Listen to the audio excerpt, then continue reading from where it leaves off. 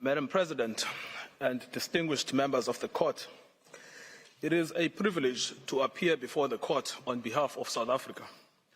I will address Israel's genocidal intent. At this stage, the court is not required to determine that the only inference to be drawn from the available evidence is genocidal to order provisional measures, as that is to decide the merits.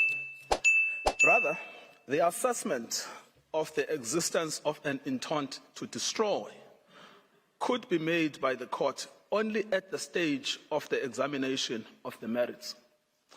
That some of the alleged acts may also amount to atrocities other than genocide does not exclude the finding of plausible acts of genocide. Madam President, South Africa is not alone in drawing attention to Israel's genocidal rhetoric against Palestinians in Gaza.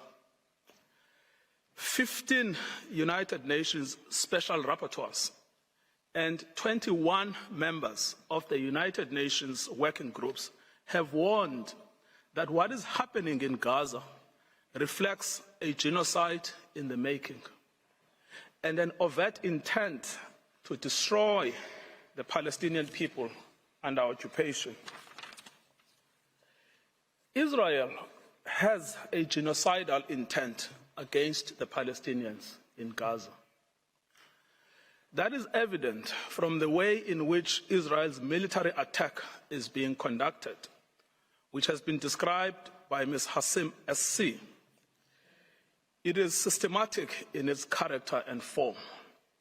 The mass displacement of the population of Gaza, headed into areas where they continue to be killed, and the deliberate creation of conditions that, quote, lead to a slow death, unquote.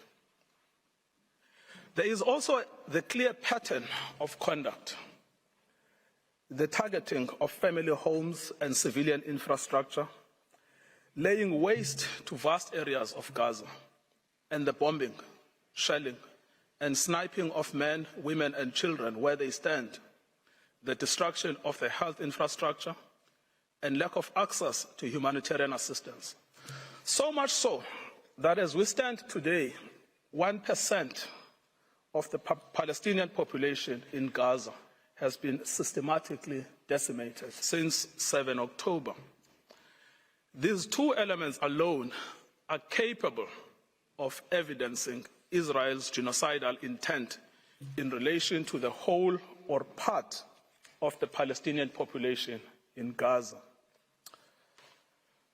However, third, there is an extraordinary feature in this case, that Israel's political leaders, military commanders, and persons holding official positions have systematically and in explicit terms declared their genocidal intent.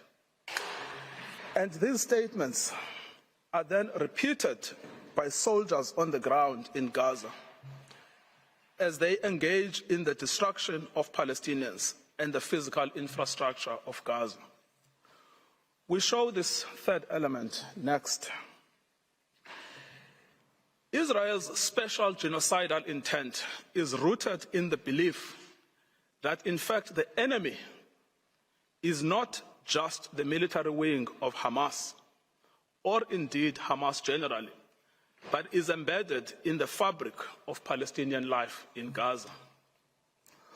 On 7 October, in a televised address, Israeli Prime Minister Benjamin Netanyahu declared war on Gaza, and I quote, Israel had started clearing out the communities that have been infiltrated by terrorists. And he warned of an unprecedented price to be paid by the enemy. There are more than 2.3 million Palestinians in Gaza. Israel is the occupying power in control of Gaza. It controls entry, exit, and the internal movements of inside Gaza. And Prime Minister, Mr. Netanyahu exercises overall command over the Israeli Defense Force and, in turn, the Palestinians in Gaza.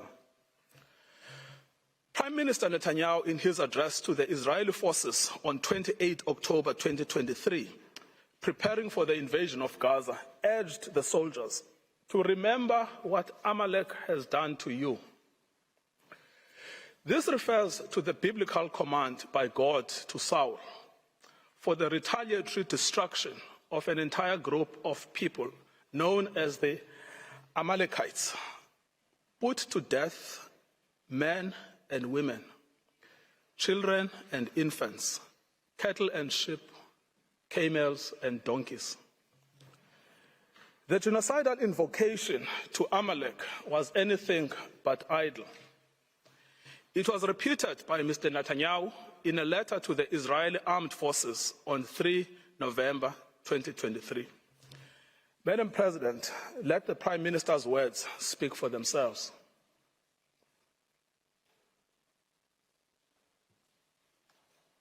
Done to you, says our Holy Bible, and we do remember and we are fighting our brave troops and combatants who are now in Gaza or around Gaza. And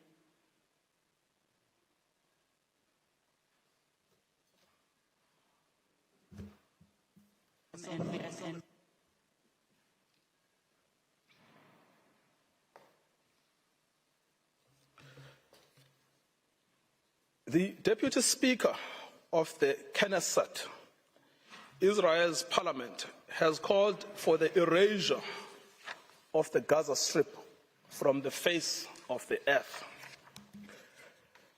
The Defense Force agrees. On 9 October, the Defense Minister, Yoav Gallant, gave a situation update to the army, where he said that as Israel was imposing a complete siege on Gaza, there would be no electricity, no food, no water, no fuel. Everything would be closed because Israel is fighting human animals. Speaking to troops on the Gaza border, he instructed them that he has released all the restraints and that Gaza won't return to what it was before. We will eliminate everything. We will reach all places. Eliminate everything. Reach all places without any restraints.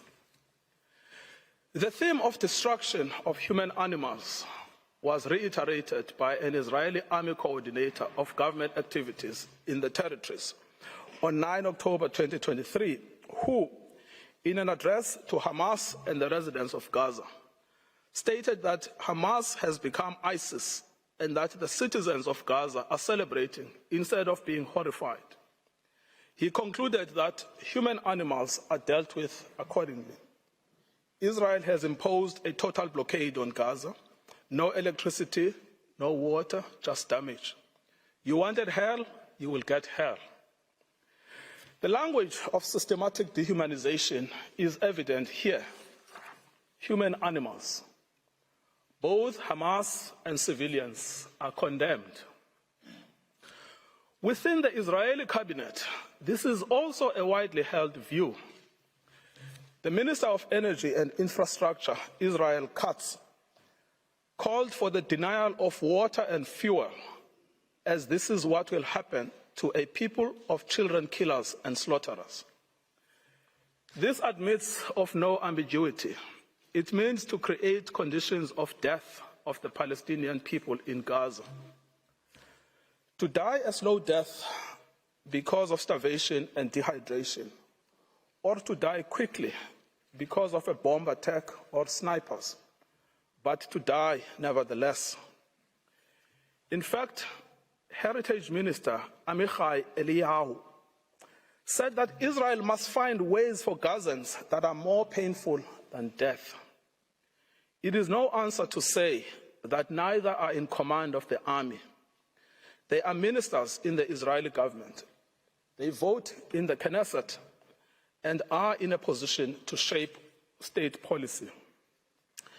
The intent to destroy Gaza has been nurtured at the highest levels of state, as President Isaac Herzog has joined the ranks of those signing bombs destined for Gaza, having previously noted that the entire population in Gaza is responsible and that this rhetoric about civilians not aware, not involved, is absolutely not true. We will fight until we break their backbone. Later attempts by the President and others to neutralize this speech have not altered the sting of his words, which was to tar all Palestinians as responsible for the actions of Hamas.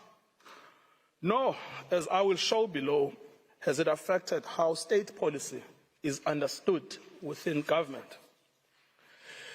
The Minister of National Security repeated the President's statements that Hamas and civilians are responsible in equal measure.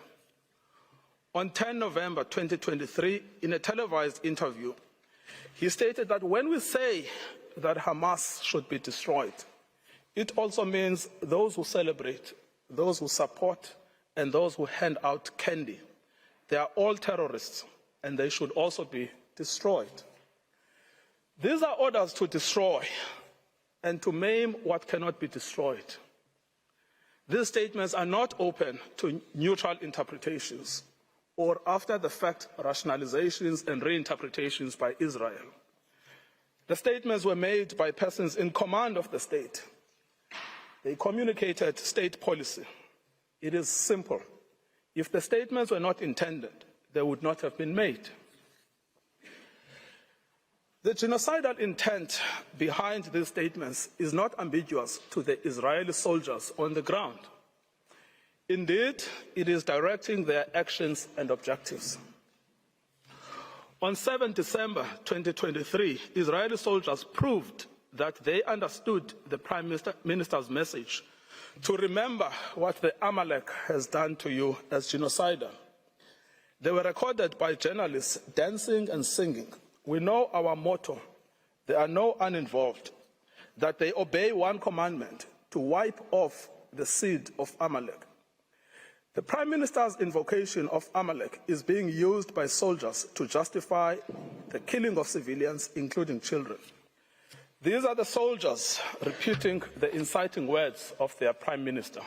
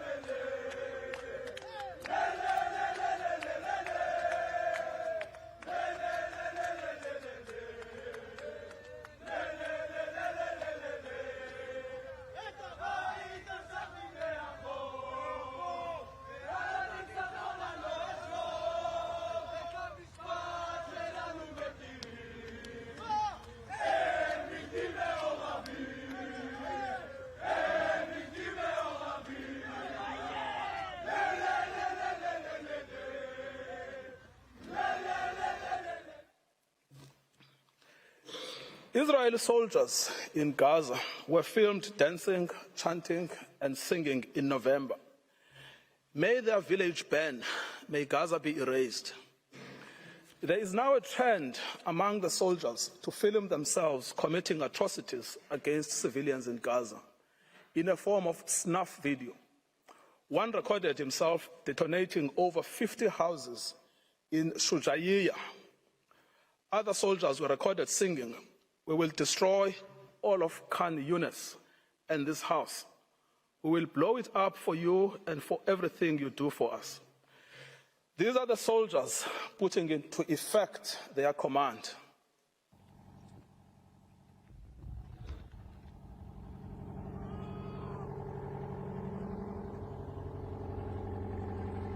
שכונת סג'אעיה ז"ל, נחל עוז, בעזרת השם יהיה לכם.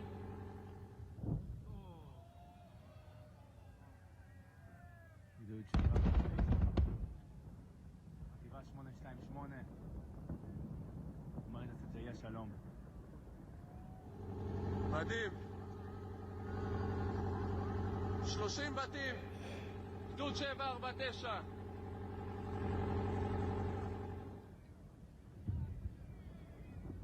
כאן התחיל הניצחון.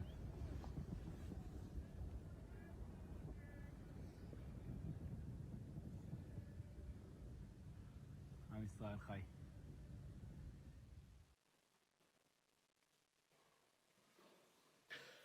The commanders of the army are also of the same mind. Israeli army commander Yair Ben David has stated that the army had done in Beit Hanon and did there as Shimon and Levi did in Nablus, and that the entire Gaza should resemble Beit Hanon. Israeli soldier Yeshai Shalev published a video against the backdrop of the ruins of what was the site of Al-Azhar University with the caption, "Once upon a time, there was a university in Gaza, and in practice, a school for murderers and human animals." Soldiers obviously believe that this language and their actions are acceptable because the destruction of Palestinian life in Gaza is articulated state policy. Senior political and military officials encouraged without censure the 95-year-old Israeli army reservist Ezra Yachin, a veteran of the Deir Yassin massacre against the Palestinians in 1948, to speak to the soldiers ahead of the ground invasion in Gaza. In his tour, he echoed the same sentiment while being driven around in an officially Israeli army vehicle dressed in Israeli army fatigue. I quote, "Be triumphant and finish them off, and don't leave anyone behind. Erase the memory of them. Erase them, their families, mothers, and children. These animals can no longer live. If you have an Arab neighbor, don't wait, go to his home and shoot him. We want to invade, not like before. We want to enter and destroy what's in front of us, and destroy houses, then destroy the one after it. With all of our forces, complete destruction, enter and destroy. As you can see, we will witness things we've never dreamed of. Let them drop bombs on them and erase them." As recently as 7 January 2024, a video of a soldier was posted online where he boasts that the army had destroyed the entire village of Hibat Azar. For 2 weeks, he said, they had worked hard to bomb the village and executed their mandate. Any suggestion that senior politicians did not mean what they said, much less that the meaning was not understood by soldiers in Gaza, would be without any merit. The scale of destruction in Gaza, the mass targeting of family homes and civilians, the war being a war on children, all make clear that genocidal intent is both understood and is being put into practice. The articulated intent is the destruction of Palestinian life in all its manifestations. The genocidal rhetoric is also commonplace within the Israeli Knesset. Members of the Knesset have repeatedly called for Gaza to be wiped out, flattened, erased, and crushed on all its inhabitants. They have deplored anyone feeling sorry for the uninvolved Gazans, asserting repeatedly that there are no uninvolved, that there are no innocents in Gaza, that the killers of the women and children should not be separated from the citizens of Gaza, and that the children of Gaza have brought this upon themselves, and that there should be one sentence for everyone there: death.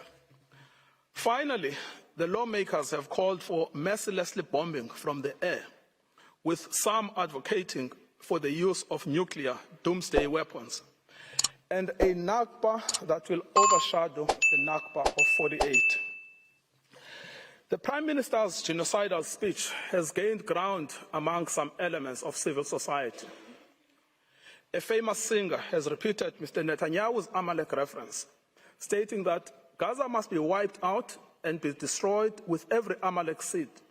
We simply must destroy all of Gaza and exterminate everyone who is there. Another has called to erase Gaza, not leave a single person there.